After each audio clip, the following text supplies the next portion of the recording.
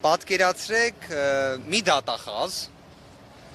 տնից տեղից հեռու, հա, բայց ամեն դեպքում, քանի որ այդ դատախազի վերաբերմունքը այնպիսին է առողջական խնդիր ունեցող ու փաստացի կալանավորված անձի նկատմամբ, այդ օրինակը եկեք փորձենք պրոյեկտել։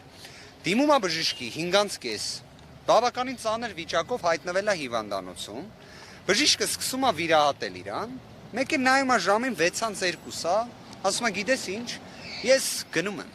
Իմ աշխատանքային ժամը ավարտվել է, հա, քեզ իդե պետքա վիրահատել դեռ, բայց ես չեմ վիրահատի, ես այդ վիրահատությունը կշարունակեմ մի քանի օրից, ես հիմա էլ չեմ ուզում աշխատել։ Իդենտիկ օրինակ, ոնց կարա դատախազը այդքան անպատասխանատու վերաբերվի, այդքան անպատասխանատու մարդու ճակատագրին, կյանքին ու առողջությանը։ Անկեղծորեն եմ ասում, իմ համար սա ապշելու աստիճան է, այն որ մեր դատախազությունը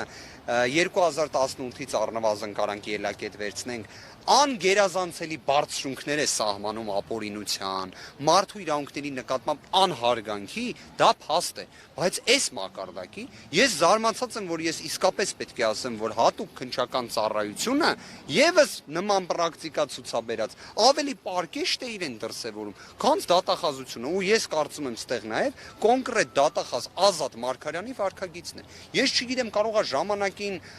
ինչ որ մեկի մասով լսել է, թե ինչքան լավ վիրահատություն է արել պրոֆեսոր Չարչյանը, կամ լսել է, թե ինչպիսի մեծ համբավ ունի պրոֆեսոր Չարչյանը, միգուցե սուբյեկտիվ ինչ որ կարելի ասել նեղսրտել է այդ կենսագրական տվյալներից։ Միգուցե այն բոլոր պետական պարգևները, որը ստացել է պրոֆեսոր Չարչյանը, իսկ ինքը չի ստացել, միգուցե դա իրեն կոմպլեքսավորում եւ կաշկանդում է։ Հազար ու մի նման պատճառ կարող ենք վերլուծել, բայց այն որ սա իրավունքի հետ առնչություն չունի։ Պատկերացրեք, դատախազը գիտի, նախաքննության ավարտը հայտարարվել է։ Դատախազը գիտի, որ ել ինքը Իզմիրլյան կենտրոնի տնօրենը չի պրոֆեսոր Չարչյանը, ու ինչա որ գիտի, որ արդեն խափամամիջոց կալանավորման վերացումը անխուսափելի է, ասում է գոնե նիստը հետաձգեմ։ Ու այս ձևի պրիմիտիվ փոքրոքի մակարդակով ես ցավ եմ ապրում։ Ես գիտեմ մի բան, որ թող հանգարց չլինի նենց, որ այդ նույն վերաբերմունքից բժիշկներից մի օր նման վերաբերմունքի արժանանա։ Իսկապես չեմ ցանկանա, որ դա լինի, բայց մյուս կողմից մարդու կյանքը ճակատագիրն էլ